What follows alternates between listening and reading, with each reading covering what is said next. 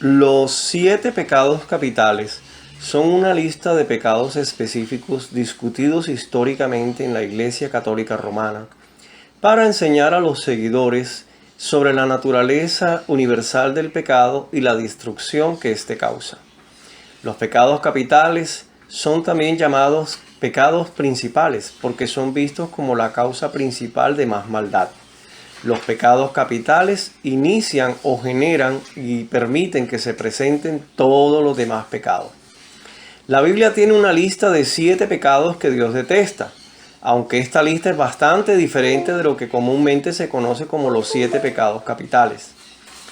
6 cosas aborrece Jehová y aún 7 abomina su alma: los ojos altivos, la lengua mentirosa, las manos derramadoras de sangre inocente, el corazón que maquina pensamientos inicuos, los pies presurosos para correr al mar, el testigo falso que habla mentiras y el que siembra discordia entre hermanos. Esta lectura fue tomada del libro de Proverbios, capítulo 6, versos del 16 al 19. La lista bíblica incluye orgullo, mentir, violencia, iniquidad y una búsqueda codiciosa de vicios, falsos testimonios y discordias. No se dice nada acerca de que estos pecados sean más mortales que otros pecados, simplemente que el Señor Dios los odia. Los 7 pecados capitales enseñados en la tradición de la Iglesia Católica Romana son ira, codicia, pereza, orgullo, lujuria, envidia y glotonería o gula. Un monje del siglo IV llamado Evagrio Póntico proporcionó primero una lista de 7 pecados capitales similares a esta lista en griego. Estos fueron desarrollados en la tradición occidental por el obispo romano Gregorio I, cuya lista se asemeja a la lista utilizada en la actualidad. A principios del siglo XIV, los 7 pecados capitales se habían convertido en un tema popular entre los artistas, y en el año 2008, la Iglesia Católica Romana amplió la lista saligia con otra lista de 7 pecados capitales modernos. La nueva lista es 1. Pecados contaminantes, 2. Ingeniería genética, 3. Ser obscenamente rico, 4. El narcotráfico, 5. El aborto, 6. La pedofilia y 7. Causar injusticia social. Aunque estas acciones representadas por salgia son en verdad pecados, nunca se llaman los 7 pecados capitales en las Escrituras. Como Pablo escribió en Romanos 5:12, todos los pecados conducen a la muerte y solo somos salvos por gracia por medio de la fe en Jesucristo. Efesios 2, versos del 8 al 9. Diferentes pecados pueden tener diferentes niveles de impacto en el pecador. Sin embargo, la Biblia no enseña que haya pecado que sea peor que otro. Los 7 pecados llamados mortales o capitales no son más ni menos malvados que otros pecados. La Biblia enseña que todos pecaron y no alcanzan la gloria de Dios, conforme dice Romanos 3:23. Todos requerimos el regalo de salvación de Dios por medio de Jesucristo. Romanos 6, 23 y 24. El tema de hoy es la soberbia, uno de los pecados capitales según la Biblia. Y vemos que en la Biblia aparecen 7 demonios. Todos tienen un nombre y están asociados a cada uno de los pecados capitales descritos anteriormente. Para algunos, estos demonios son reales y están detrás de los pecados y problemas del hombre. Para otros, estos demonios son algo simbólico y simplemente representan el mal, poniendo rostro a cada uno de estos pecados. En el caso de la soberbia, lo tipifica Lucifer, quien es el más conocido de todos los demonios porque cometió su pecado original queriendo ser igual a Dios. La Biblia lo muestra como un ángel muy hermoso que por su soberbia se rebeló contra Dios, por lo que fue confinado al ámbito terrestre, perdiendo su caridad de ser angelical. Varias raíces hebreas expresan la idea de orgullo y las versiones castellanas las traducen como arrogancia, jactancia, soberbia, altivez, gloria y ocasionalmente orgullo. Todas estas raíces significan originalmente exaltado, alto, elevado y encierran la idea de gloria y majestad. Algunas veces se traducen con sentido positivo. En este mismo sentido se entiende el rostro erguido del pueblo o del hombre que Dios reivindica. Pero la actitud dominante en la Biblia hacia el orgullo del hombre es, sin embargo, irónica y crítica. Quien se atribuye grandeza a sí mismo es culpable de orgullo. Esta es la esencia del pecado, pues asume para el hombre o para un pueblo la gloria que solo a Dios corresponde, pertenece y debe ser entregada. Por eso los soberbios y orgullosos serán abatidos. En los Salmos, el hombre orgulloso es el prototipo del malvado. Dios restablece la justicia, depone al soberbio y exalta al humilde. El Nuevo Testamento extiende y profundiza la enseñanza del Antiguo Testamento sobre el orgullo. Utiliza varios términos que se traducen en diferentes maneras, pero que significan esencialmente jactancia, reputación, gloriarse o base para gloriarse y altanería o arrogancia. La raíz del mal es el orgullo espiritual de creerse justo o merecedor de la salvación. En Cristo, todo orgullo ha sido anulado, conforme dice 1 Corintios 1, del 25 al 30, pues todo lo que tenemos lo hemos recibido de gracia.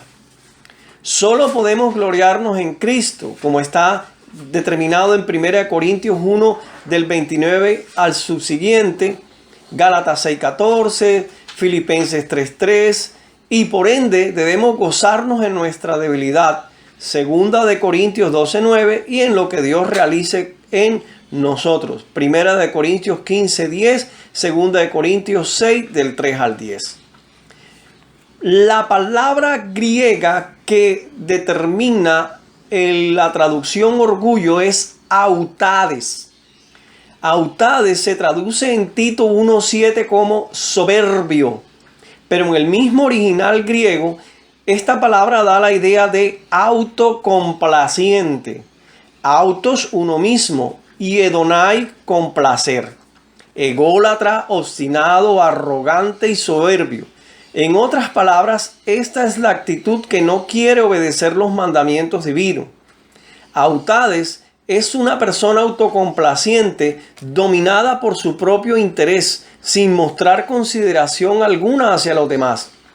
Esta palabra solo aparece una vez más en el Nuevo Testamento, en la segunda epístola de Pedro, donde el apóstol Pedro hace una fuerte advertencia a los cristianos contra los falsos maestros y les enseña cómo reconocerlos. Dice el texto: seguirán sus disoluciones y por avaricia harán mercadería de vosotros con palabras fingidas. Segunda de Pedro, capítulo 2, versos 2 y 3. Además, desprecian el señorío, son atrevidos y contumaces, conforme el verso 10. Tienen el corazón habituado a la codicia, verso 14. Y hablando palabras inflanas y vanas, verso 14. Un soberbio es ególatra, porque la suya es la única autoridad que reconoce. A menudo también es codicioso y vano. Joseph Tyer define esta característica de alguien que es autocomplaciente y arrogante. En concreto, un hombre o una mujer soberbio o soberbia construye al mundo alrededor de él mismo, quiere hacer lo que le place y además es testarudo. Debido a que Pedro utilizó la palabra contumaz para describir a una persona cuya arrogancia y egolatría son blasfemas y terriblemente pecaminosas, es fácil para un cristiano justificarse y convencerse de que él no adolece de esta característica. El hecho es que puede espantarnos lo que Pedro dice y sin embargo seguir siendo soberbios, contumaces, egocéntricos y autocomplacientes. Lo que pasa es que hemos disfrazado nuestro comportamiento pecaminoso con una capa de asistencia regular a la iglesia, un lenguaje santificado y estudios bíblicos. Es decir, nos hemos vuelto religiosos y nos hemos vuelto como los antiguos fariseos que se autojustificaban a sí mismos de todo el mal que hacían. Podemos tener fuertes convicciones bíblicas y todavía fallar en esta área de nuestra vida. Aunque conozcamos las doctrinas básicas y estas sean las correctas, conoceremos acerca de Dios, de Jesucristo, el Espíritu Santo, la salvación y demás, y de todos modos podremos seguir siendo arrogantes y orgullosos porque seguimos reflejando las obras de la carne en lugar del fruto del Espíritu, conforme dice Gálatas 5, 19 y 22. El egocentrismo viene en distintos grados. Aún los cristianos maduros tienen la tendencia a hacerlo y pueden caer en esta trampa. Nos parecerá que es fácil seguir siendo obstinados y altaneros hasta que Jesucristo venga para llevarnos a la gloria. Pero lo más seguro es que en determinado punto nuestro comportamiento va a generar resentimiento, falta de respeto y falta de confianza. Si persistimos en seguir mostrando este defecto, la gente no estará a gusto junto a nosotros y perderemos su respeto. Es muy difícil convivir con un cristiano presuntuoso, porque la cualidad de enseñable no es uno de sus adornos. Cree que todo lo sabe, que todo lo puede, que todo lo merece y demás. La mayoría de las personas ocultan frente a él sus verdaderos sentimientos por miedo, porque se sienten intimidados o temen ser rechazados. En vez de ello, tratan con mucho esfuerzo de complacerlo para ser aceptados por él, mientras que en secreto hablan mal de él. ¿Qué causa la soberbia? Una fuente es la sobreindulgencia. Cierta gente simplemente aprendió a ser egocéntrica y altanera desde pequeña. Es mimada y engreída porque cuando chicos se les complacía en todo. Siempre se salieron con la suya y como adultos quieren que las cosas sigan igual. Un no creyente que haya desarrollado las características del egocentrismo es un candidato ideal para vivir en forma egoísta, indescriptiblemente sensual y egoísta. Por otro lado, el cristiano egoísta a menudo vive piadosamente en ciertas esferas, pero en otras es egocéntrico y obstinado. Esto es una tragedia porque he conocido a muchas personas que justifican este comportamiento usando frases bíblicas fuera de contexto. Sacan el verso para generar un pretexto y ponerlo fuera de contexto.